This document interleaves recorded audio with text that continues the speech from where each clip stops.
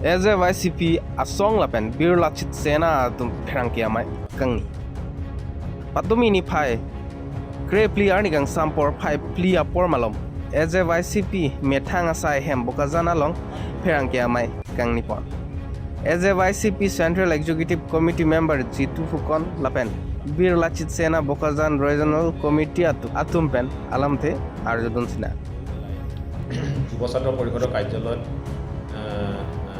AJYCP তথা বীৰ লাচিত সেনাৰ উপাদান আঞ্চলিক কমিটিৰ বিষয়ববীয়াসকল আৰু যুৱছাত্ৰ পৰিষদৰ বিষয়ববীয়াসকলে আজি এখন আমি সংবাদমেল আয়োজন কৰিছোঁ। এই সংবাদমেলৰ জৰিয়তে আমি আপোনালোকৰ অৱগত কৰিব বিচাৰিছোঁ যে দুটামান কথা। সদ্যহতে কাৰ্বি আংলঙৰ যি ভূমি নীতি লৈ পেলাই যি এটা বিতৰ্ক সৃষ্টি হৈছিলে সূত্ৰপাত, এই বিতৰ্কৰ পৰা সৃষ্টি আমি শেহতীয়াকৈ কিছুমান কথা গম পাইছোঁ যে অতিকৈ পৰিতাপৰ বিষয় যে কেইদিনমানৰ আগতে বকলিয়াত বহুখিনি মানুহ সমাবেত হৈ পেলাই এখন সংবাদমেল আয়োজন কৰিছিলে।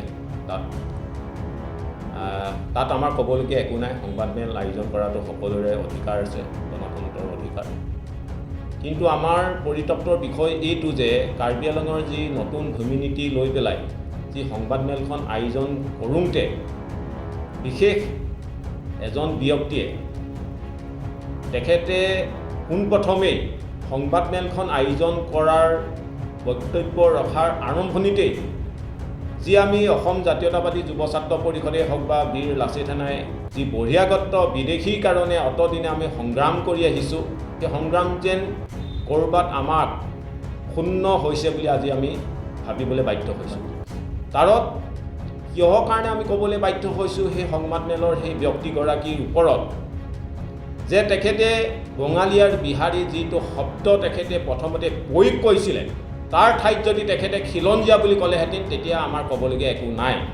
কিন্তু তেখেতে জানিব লাগিছিলে যে সংবাদমেল আয়োজন কৰোঁতে আজি আমি বহিৰাগত আৰু বিদেশীয়ে গোটেই অসমখন গ্ৰাস কৰি দিছে। আজি উজনিৰ পৰা নামনিলৈকে যিবোৰ সংগ্ৰাম হৈছে, কাৰ লগত সংগ্ৰাম হৈছে? বহিৰাগতৰ লগত, বিদেশীৰ লগত আমাৰ সংগ্ৰাম হৈ আছে। আজি অসম আন্দোলন কিহৰ কাৰণে হৈছিলে? অসম চুক্তি কিহৰ কাৰণে হৈছিলে? বহিৰাজ্যৰ পৰা আৰু বহিৰাষ্ট্ৰৰ পৰা যে অগাধ প্ৰব্ৰজন হৈছে অসমীয়া বসবাস কৰা খিলঞ্জীয়া জাতিৰ যে ক্ৰমান্বয়ে যে নিকটীয়া পিনে শেষৰ পিনে যে আমি উপক্ৰম হৈছোঁ, আমি যে অসমতে সংখ্যালঘুত পৰিণত হৈছোঁ, এই কথা তেখেতে উপলব্ধি কৰিব লাগিছিলে। যদি সংগ্ৰাম কৰিবলৈ তেখেতৰ গাত শক্তি নাই তেতিয়াহ'লে তেখেতে বহিৰাগত বা বিদেশীৰ সহায় লৈ পেলাই সংগ্ৰাম কৰিব নেকি? আৰু সংগ্ৰাম কাৰ লগত কৰিব? ভূমিপুত্ৰৰ খিলঞ্জীয়া মানুহৰ লগত সংগ্ৰাম কৰিব নেকি? বঙহৰ লগতে সংগ্ৰাম কৰিবলৈ তেখেতে আগবাঢ়িছে নেকি? সেইকাৰণে তেখেতক আমি ধিক্কাৰ দিছোঁ আজি দুয়োটা জাতীয় সংগঠনে। আৰু আমি ক'ব বিচাৰিছোঁ যে তেখেতক যে আপুনি কোনো কাৰণতে পৰৱৰ্তীত এনেকুৱা বক্তব্য নাৰাখিব। সংগ্ৰাম কৰিব যদি শক্তি নাই তেতিয়াহ'লেতো আপুনি বহি থাকিব, কিন্তু বিদেশী বহিৰাগতৰ শক্তিৰে আমি সংগ্ৰাম কৰিবলৈ আগবাঢ়ি নাযাওঁ।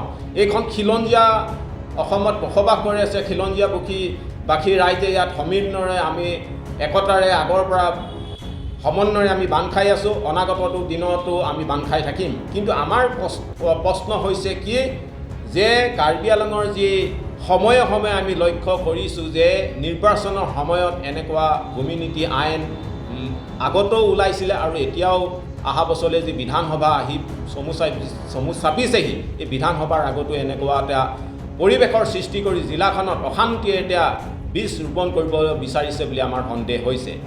এনেকুৱা এতিয়ালৈকে আমি কোনো কথাই নিশ্চয় আমি গম পোৱা নাই কথা কি হৈছে কি নাই হোৱা, কিন্তু এটা উৰা বাতৰিৰ নিচিনা এটা বিভ্ৰান্তৰ সৃষ্টিৰ যেন বাতৰি মানে সমাজত বিয়পাই দিছে, আৰু এই বিভ্ৰান্তৰ সৃষ্টিৰে সমাজখন বিশৃংখলীয়া পৰিৱেশ সৃষ্টি কৰিছে বুলি আমাৰ অনুভৱ হৈছে। আৰু লগতে আমি আৰু এটা কথা আপোনালোকক ক'ব বিচাৰিছোঁ যে কাৰ্বি জাতিৰ যি আত্মা, কাৰ্বি জাতিৰ যি স্বাভিমান, যি তেখেতলোকৰ যি সপোন আছিলে, সেই সপোন তেখেতলোকে দিঠকত পোৱাটো বিচাৰে। তেওঁলোকৰ আছিলে এটাই দাবী কি কাৰ্বি আংলঙত 244A আৰ্টিকলৰ ওপৰত দীৰ্ঘদিনে এই সংগ্ৰামখন কৰি আহিছে। আমি সদায় খিলঞ্জীয়া এজন ভূমিপুত্ৰ হিচাপে আমি সন্মান কৰোঁ তেখেতলোকৰ এই জাতীয় সংগ্ৰামখনক, যি অশেষ তেওঁলোকে আত্মবলিদান দিছে এই সংগ্ৰামখনত। আমি ক'ব বিচাৰিছোঁ যে কাৰ্বি জাতিৰ যি 244A আৰ্টিকল, আজি আমি দুইটা জাতীয় সংগঠনে তেওঁলোকৰ প্ৰাপ্যটো অধিকাৰটো পোৱাটো আমি অন্তৰৰ পৰা বিচাৰিছোঁ আৰু অনাগত দিনত তেখেতলোকৰ এই যাত্ৰা সফল হওক বুলি আমি আশা কৰিছোঁ। আৰু আমি ক'ব বিচাৰিছোঁ যে আজি যুৱ ছাত্ৰ পৰিষদে হওক বা বীৰ লাচিত সেনা জাতীয় সংগঠনেই হওক, আমাৰ যিবোৰ দাবী আছে, যিদৰে জাতীয়তাবাদী যুৱ ছাত্ৰ পৰিষদৰ অন্তৰাজ্যিক পাৰপত্ৰ, ইলাৰ্ণ পাৰ্মিট তথা পূৰ্ণ স্বায়ত্তশাসিত নাগৰিকত্ব, এই ব্যৱস্থাবোৰ যদি জাতীয়তাবাদী যুৱ ছাত্ৰ পৰিষদে জন্মলগ্নৰ পৰা দাবী কৰি আহিছে, এই দাবীবোৰ কাৰ কাৰণে কৈছে? এই দাবীবোৰ অসমৰ খিলঞ্জীয়া স্বাৰ্থতে কৰিছে। ঠিক তেনেদৰে 244A আৰ্টিকলটো কাৰ্বি আংলঙত বসবাস কৰা সকলো জাতি জনগোষ্ঠীৰ বাবে এখন শক্তিশালী অধিক উন্নয়নৰ ক্ষেত্ৰত আগবাঢ়ি যাবৰ বাবে তেখেতলোকে এই অধিকাৰটো বিচাৰিছে, যি সংবিধানত উপলব্ধ আছে।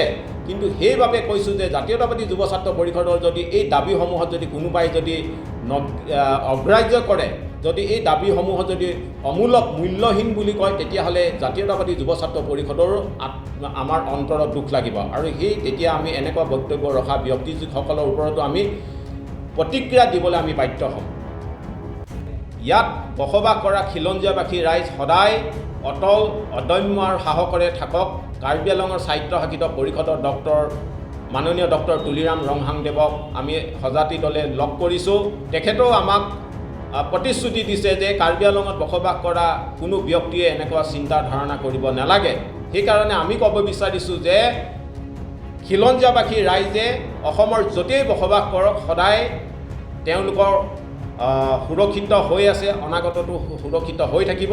কিন্তু বহিৰাগত লৈ পেলাই কোনোৱে যেন অনাগত দিনত কাৰ্বি আংলঙত এটা বিৰূপ এটা আন্দোলনৰ এটা ষড়যন্ত্ৰমূলক আন্দোলন সৃষ্টি কৰিবলৈ নকৰে, তাৰ বাবে আমি তেখেতক সেই ব্যক্তিজনৰ আমি সকিয়নি দিছোঁ। জাতীয়তাবাদী যুৱ পৰিষদৰ সৈতে একমত আৰু ময়ো নিবিচাৰোঁ যে আমাৰ অসমীয়া থলুৱা জাতীয় জনগোষ্ঠীৰ সৈতে আমাৰ অসমীয়া খিলঞ্জীয়া লোকসকল একলগ হৈ থাকিব লাগে। কোনোবা যিদৰে সেইদিনাখন বকলীয়া ঘাটত যি বক্তব্য তেওঁ ৰাখিছে বাহিৰাগত বনয়াক লগত লৈ, সেই বক্তব্যক মই একেমুখে ধিক্কাৰ দিছোঁ আৰু অনাগত দিনত যাতে এনে কাৰ্য তেওঁলোকে হাতত নলয়। আৰু অসমীয়া খিলঞ্জীয়া লোকসকল সদায় জাতিৰ স্বাৰ্থৰ হকে কাম কৰি যায়। গতিকে মাননীয় তুলিৰাম ৰংহাংদেৱেও আমাৰ অসমীয়া খিলঞ্জীয়া জাতীয় স্বাৰ্থৰ হকে মাত মাতিলে তেওঁ সদায় সহায় কৰিব, এই বক্তব্যই ৰাখিছোঁ। আৰু অনাগত দিনত অসমীয়া কাৰ্বি জাতীয় জনগোষ্ঠীসকলৰ লগত একমত হৈয়ে কাম কৰি যাব। ধন্যবাদ।